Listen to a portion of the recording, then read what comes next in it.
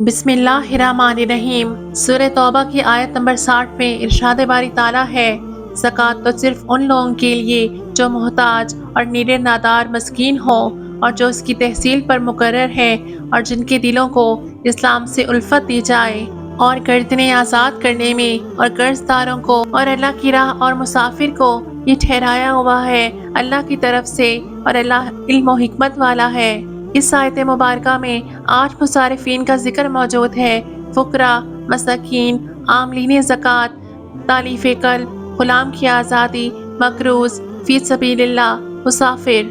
احناف کے نزدیک ان میں سے کسی بھی مصرف میں زکوٰۃ دینے سے ادائیگی ہو جائے گی اور دینے والا دینی فریضہ سے سبکدوش ہو جائے گا، خواہ ایک پر صرف کرے، خواہ 2 پر، خواہ زیادہ پر، یہ اس کے اپنے اختیار میں ہے۔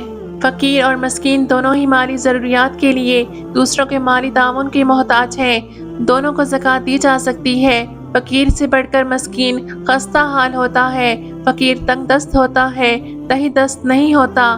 مسکین وہ ہے جس کے پاس کچھ بھی نہ ہو، فقیر وہ ہے جس کے پاس کچھ نہ کچھ مال ہوتا ہے مگر ضروریاتی زندگی اس سے پوری نہیں ہوتی۔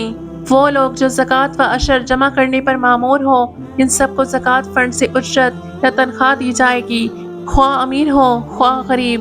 تفسیر کبیر میں لکھا ہے، عامل جو زکوٰۃ لینے کا مستحق ہے وہ صرف اپنے کام کی بنا پر اس کا حقدار ہے، نہ کہ زکوٰۃ کی حیثیت سے۔ دلیل یہ ہے کہ اسے تنخواہ ملے گی، گو غنی و امیر ہو، اس پر امت کا اجماع ہے۔ اگر یہ صدقہ ہوتا تو امیر کے لیے جائز نہ ہوتا۔ مالدار لوگ اگر کسی کو مال دیتے وقت اس پر صدقہ کی نیت کر لیں تو ان سے شرعی مالی واجبات ساقط ہو جائیں گے، گویا ان کو دوبارہ ادا نہیں کرنا پڑے گا۔ اس لیے حقیقت شناس لوگ اداروں پر بھروسہ نہیں کرتے، اپنے طور پر زکوٰۃ کی رقم اس کے مصارف میں خرچ کرتے ہیں، یہی احسن طریقہ ہے۔ مال 2 طرح کا ہے، ایک ظاہری جیسے مویشی، غلہ مال، تجارت وغیرہ، اس کی زکوٰۃ حکومت وصول کرتی ہے۔